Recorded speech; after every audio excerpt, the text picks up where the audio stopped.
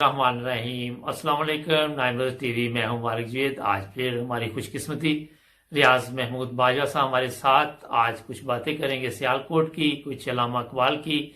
चलते हैं जर्मनी। अस्सलाम वालेकुम बाजवा साहब। जी वालेकुम अस्सलाम। बाजवा साहब क्या हाल है आपका? मुबारक। अल्हम्दुलिल्लाह, आप सुनाए। अल्हम्दुलिल्लाह, शुक्र है खुदा तआला का। आज मैंने कहा कुछ सियालकोट की बातें करें। जी जज़ाकुमुल्लाह। इस हवाले से भी मैं एक बात खास तौर पर बताना चाहता हूँ जी कि अल्लामा इकबाल का जाहिर है ये शहर है सियालकोट, जी बिल्कुल और इस शहीदों का शहर भी कहते हैं, बिल्कुल और बड़ा तारीखी शहर है ये। जी तो बड़े बड़े बुजुर्ग यहाँ पैदा हुए, जी और जो मुसलमानों का लीडर का खिताब जिस वजूद को दिया गया वो मौलवी अब्दुल करीम साहब भी सियालकोटी थे, बिल्कुल के सहाबी, जी तो जिनका बड़ा मुकाम है जमात अहमदिया में। जी। तो मैं ये बताना चाहता हूँ कि अल्लामा इकबाल के एक भतीजे हैं शेख इजाज अहमद, अच्छा जो उनके बड़े भाई के बेटे। जी। अच्छा, मैं ये कह रहा था जरा उनके वालिद साहब का भी कुछ बताएं, फिर इधर आते हैं। जी ठीक है। अल्लामा इकबाल साहब के वालिद का नाम शेख नूर मोहम्मद साहब, जो उर्फ शेख नथु के नाम से मारूफ थे, जी 1837 में ये पैदा हुए, और अगस्त 1930 में इनकी वफात हुई, और तकरीबन 93 साल उम्र थी। अच्छा, काफी लंबी उम्र पाई। और ये जब पैदा हुए थे तो कहते हैं कि इनके भाई जो भी पहला पैदा होते थे फौत हो जाते थे, जी तो टोने टोटके और दुआएं कराना और ये वो इस तरह के मशवरे और ये वो के सिलसिले में ना जी किसी ने इनको ये भी कह दिया कि अब जो बच्चा पैदा होना, अगर लड़का तो उसके नाक में ना नाथ डाल दें, ताकि ये तासुर मिले कि ये लड़का नहीं लड़की है। अच्छा, तो इस तरह मौत के फरिश्ते को जरा चिकमा देना चाहिए ताकि वो ये बच्चा बचाए। अच्छा। इस तरह का एक वाक्य, ये बकायदा छपा हुआ ये वाक्य मौजूद है एक किताब में। वैसे इस तरह चक्कर दिया जा सकता है मौत के फरिश्ते को? वैसे सवाल है। ये एक जो सोसाइटी है ना हमारी, उसमें इस तरह की बातें तो पाई जाती हैं। अच्छा। हकीकत तो बहरहाल ये नहीं होती जी, लेकिन हमारे माशरे में आपको पता है कोई किसी तरह का मशवरा देगा, कोई किसी तरह का किसी तरह, लेकिन जो गज़मंद होता है, दीवाना होता है, वो फौरन करता है कि मेरा किसी तरह मसला हल हो। हाँ जी। तो लेकिन ये भी बता दें हमारे नाज़रीन को कि ये भी एक गुनाह है और शिरक है ना। जी जी। तो उन्होंने फिर वो डाली रखी उनके नाक में के टाइप कोई छल्ला सा, जी तो कुछ अर्सा वो पहने रखा, तो उसी वजह से वो शेख नूर मोहम्मद साहब उर्फ शेख नथु के नाम से मारूफ हुए थे। जी। तो उन्होंने जो शादी की थी, जो अल्लामा इकबाल की वालदा थी, उनका नाम था इमाम बीबी। ठीक। तो बेजी के नाम से ये मारूफ थी जी। और ये 1934 में पैदा हुई थी। शादी इनकी 1834 में और 1857 में इनकी शादी हुई। अच्छा। तो इनसे जो बच्चा पैदा हुआ वो शेख अता मोहम्मद साहब 1859 में पैदा हुए जी। और ये अल्लाह के फजल से अहमदी थे और अंसी साम के सहाबा में शामिल थे। अच्छा। हाँ जी। और अंसी साम ने इनको अपने सहाबा की लिस्ट में शामिल किया हुआ है। अच्छा। तो मैं ये बताना चाहता हूँ कि इनके बेटे शेख इजाज अहमद जी, जो सब जज रहे हैं दिल्ली वगैरह में जी, उनसे मेरी मुलाकात हुई 1979 में लाहौर में चौधरी हमीद नसरुल्लाह साहब की कोठी पर। अच्छा।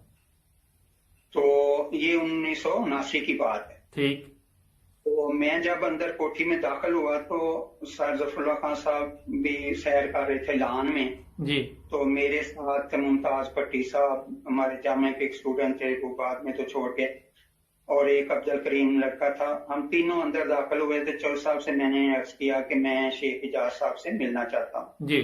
तो उन्होंने ना हल्के से अंदाज में उधर से पीछे मुंह करके इजाज, तो उसी वक्त वो दूर ही था दरवाजा, तो उसी वक्त दरवाजा खुल गया और शेख इजाज साहब ने हमें बुला लिया। अच्छा। तो मैंने जाके तो मुलाकात की और बैठे हम, تو میں نے انہیں کہا کہ میں علامہ اقبال صاحب کے حوالے سے آپ سے کچھ معلومات لینا چاہتا ہوں. جی.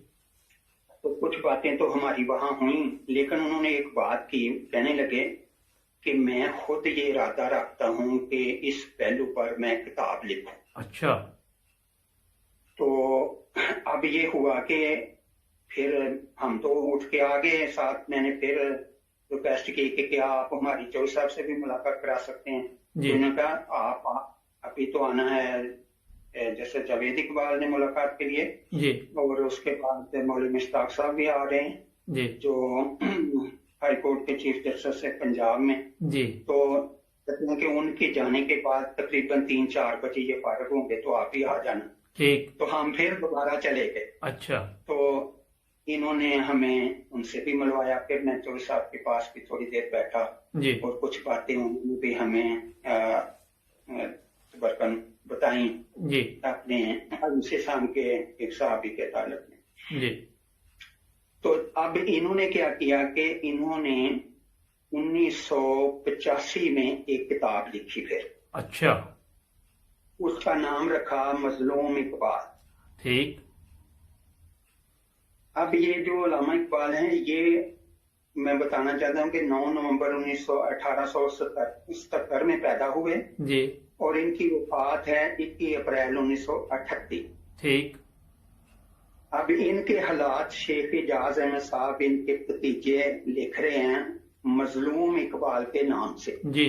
اور یہ کتاب چھپ چکی ہے، انٹرنیٹ پہ موجود ہے. اس کا جو 15 ستمبر 1985 اس کی پہلی اشاعت ہے. ٹھیک. اور وہ کہتے ہیں کہ جب میں نے عنوان تجویز کرنا تھا، جی. اپنے اس پیش لفظ میں لکھ رہے ہیں، تو میں نے سوچا میں کیا عنوان رکھوں. جی. تو کہتے ہیں کہ یہ ایک ایسا ہوا کہ نومبر 84 میں لاہور میں یہ جو جنگ لاہور ہے، اس کے زیر اہتمام ایک اقبال کا فکر و فن کے عنوان سے مذاکرہ ہوا. جی. اس میں فیض احمد فیض بھی شامل تھے. ٹھیک. اور میں بھی تھا. تو وہاں جو گفتگو ہوئی تو فیض احمد فیض کہتے ہیں کہ اس دور کے شعراء میں سے سب سے زیادہ مظلوم علامہ اقبال ہیں. اچھا. اور وہ کیوں؟ کہتے ہیں کہ ہر نقاد اور مبصر جو ہے کوئی نہ کوئی مصرع یا شعر علامہ اقبال کا اپنے خیالات کی تائید میں پیش کر دیتا ہے. جس طرح آپ نے دیکھا ایک بہت زور و شور سے شعر پڑھنے والے ابھی سب نے ان کا مشاہدہ کیا، سنی ان سے شاعری اقبال کی، تو وہ اپنے مطلب کی دیکھیں. انہوں نے یہ کبھی نہیں بتایا تھا کہ ملا کے خلاف جو اقبال نے نظمیں لکھی ہیں جی، اور اس کی جو حقیقت بیان کی ہے وہ بھی تو بیان کریں. بالکل.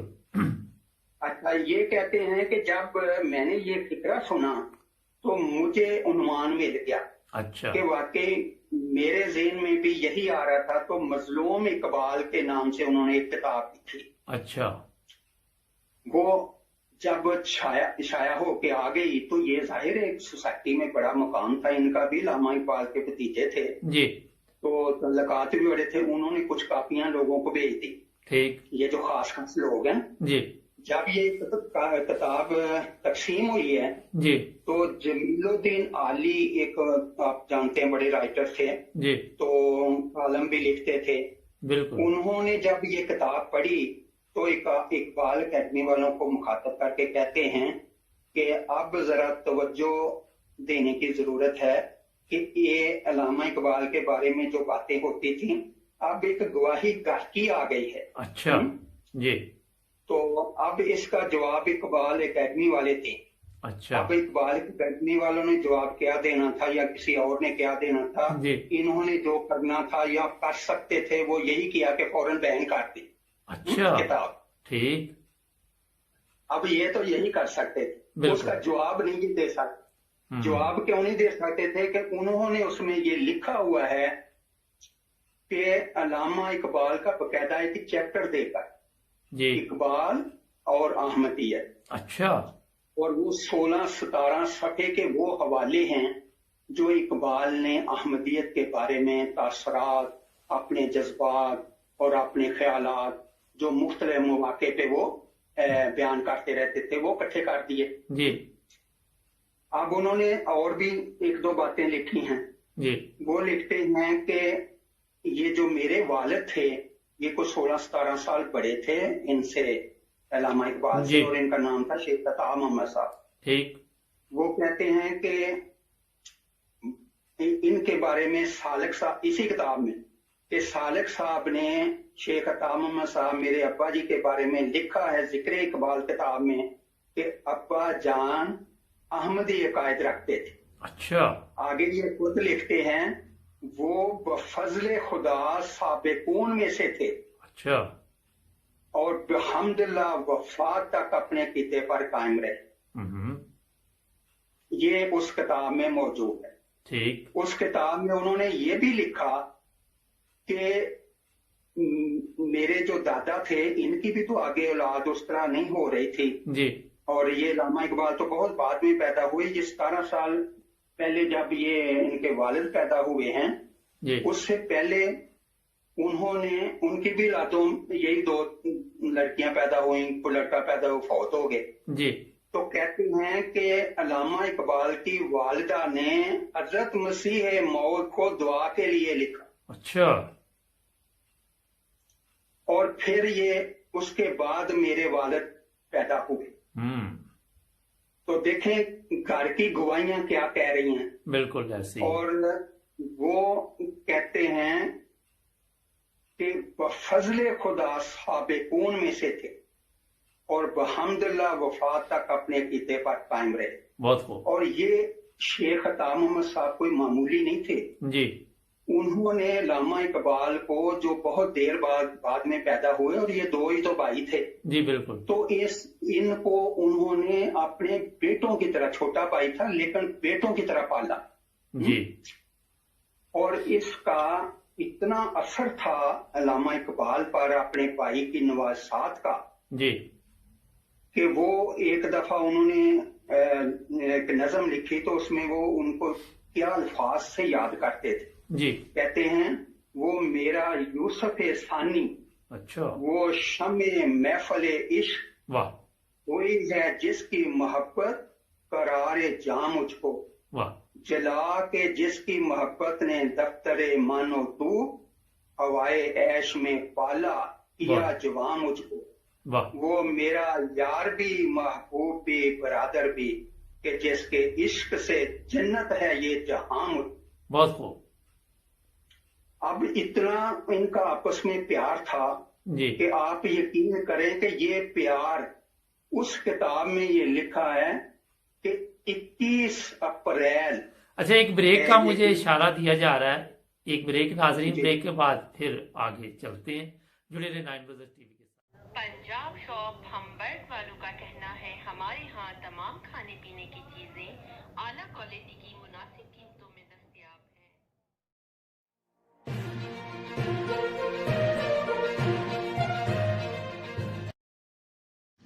یہ پروگرام نواب بوتیک UK کے تعاون سے پیش کیا جا رہا ہے.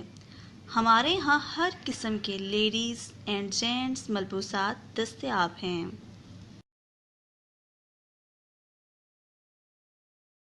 بریک کے بعد مبارک جوید ریاض محمود باجا صاحب علامہ اقبال کے بارے میں ان کے بھائی کے بارے میں اور ان کے بھتیجے کے بارے میں بہت زبردست باتیں بتا رہے تھے. جی باجا صاحب وہیں سے شروع کریں پلیز. ہاں جی تو میں نے بتایا تھا کہ علامہ اقبال کا اپنے بھائی کے ساتھ کتنا پیار جی. تھا کتنا ان کا احترام تھا ان سے عقیدت تھی بالکل کہ ان کو یوسف ثانی اور شمع محفل عشق کراتے تھے. بالکل. اور کہتے ہیں کہ ان کے وجود سے میرا یہ جہان میرے لیے جنت ہے. واہ. اور واقعی یہ اس کتاب میں موجود ہے کہ یہ تعلق یہ پیار کسی لمحے میں کم نہیں ہوا. جی آپ حیران ہوں گے کہ 21 اپریل 1938 علامہ اقبال کی وفات کا دن ہے. جی اور شیخ عطا محمد صاحب کسی وجہ سے ڈاکٹروں نے بھی کہا کہ یہ اتنا غم محسوس کر رہے ہیں اقبال کا छोटे भाई का बेटों की तरह जिसको पाला, जी कि ये ना हो कि हमें एक की बजाय दो संभालने पड़ जाएं, जी तो इनको कहें कि चंद दिन सियालकोट चले जाएं। इकबाल मंजिल इनकी भी थी, उनकी भी थी, मुश्तरका थी ये सारी चीजें। जी तो ये वहां आए और आते ही इन्होंने खत लिखा जी कि मैं यहाँ आया हूँ और मैं तुम्हारे लिए दुआ कर रहा हूँ, इजाज की अम्मी भी तुम्हारे लिए दुआ कर रही है और इंशाल्लाह तुम ठीक हो जाओगे। और ये 21 अप्रैल का लिखा हुआ खत है।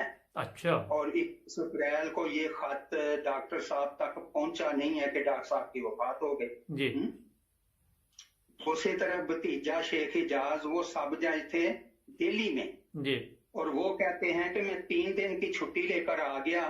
जी तो फिर मैंने चचा की यादत और तीमारदारी के लिए, तो फिर मैंने सोचा कि मैं अब जाता हूँ दोबारा, जी तो फिर 10 दिन की छुट्टी लेकर आ जाता हूँ। जी तो मैंने चचा को बताया कि चचा मैं जा रहा हूँ, तो मुझे कहने लगे कि खुदा हाफिज।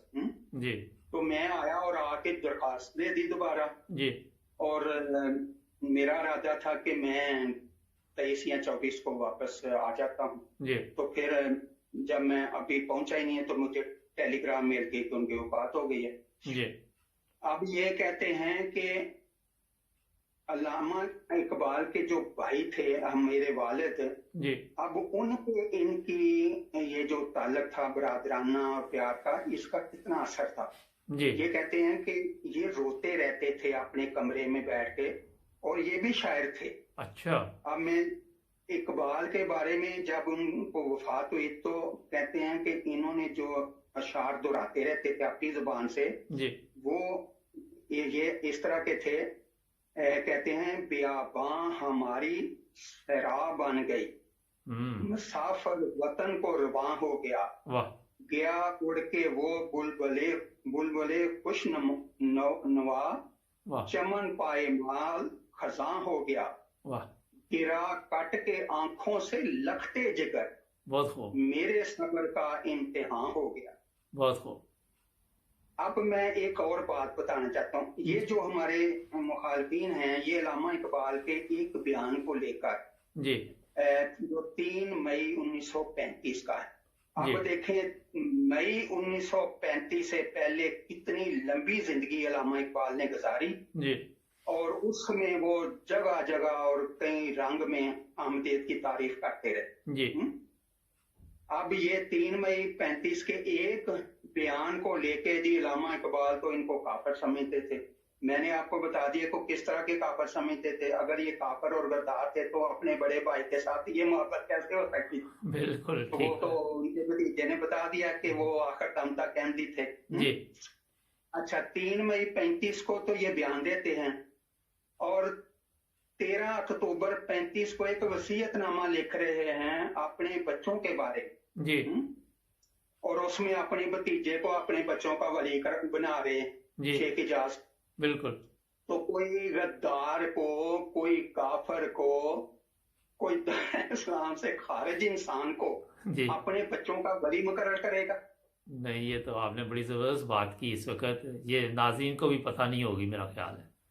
अब मैं यही कहता था कि ये जो मजलूम इकबाल किताब है, जी अगर ये इस मुआशरे में पढ़ी जाती जी तो ये जो अल्लामा इकबाल के बारे में एक तासर है कि वो एक वक्ती बात थी और कोई उसकी बैत थी, कोई बुनियाद थी, और ये रारियों ने को कान में फूंक मारी होगी कि अगर तुम इसी तरह अहमदी की तारीफ करते रहे तो पाकिस्तान बन भी गया तो तुम्हारी तो कब्र का इन्होंने कतबा भी तोड़ देना है, और ये तोड़ रहे हैं। जी तो उनको शायद पहले ही समझ आ गई होगी कि कोई ऐसा अपना दिफा भी कर देना चाहिए कि कम से कम मजार और सलामी तो मुझे मिलती रहे। जी तो जो 38 में फौत हो रहे हैं और 35 में 2 महीने 4 महीने पहले वो खिलाफ बयान दे रहे हैं, और अगले 3-4 महीने के अंदर फिर अपने भतीजे को अपना बच्चों का वली मुकर्रर कर रहे हैं। जी बहुत शुक्रिया, आपने बड़ी ज़बरदस्त बातें की। वक्त फिर आज ख़त्म हो गया, टाइम इंशाल्लाह और भी प्रोग्राम आपके साथ करेंगे भाई साहब। ये है कि हमारे नाजरीन को मेरा ख्याल है कि हमारे प्रोग्रामों से कोई ना कोई मालूमात मिलती हैं और लोग बहुत पसंद कर रहे हैं। آپ کا بھی شکریہ، جڑے رہے 9 بجے ٹی وی کے ساتھ، سبسکرائب کرنا مت بھولیں، اپنا خیال رکھیں، اللہ حافظ۔ اوکے جی مربی صاحب، اللہ حافظ۔ جزاکم اللہ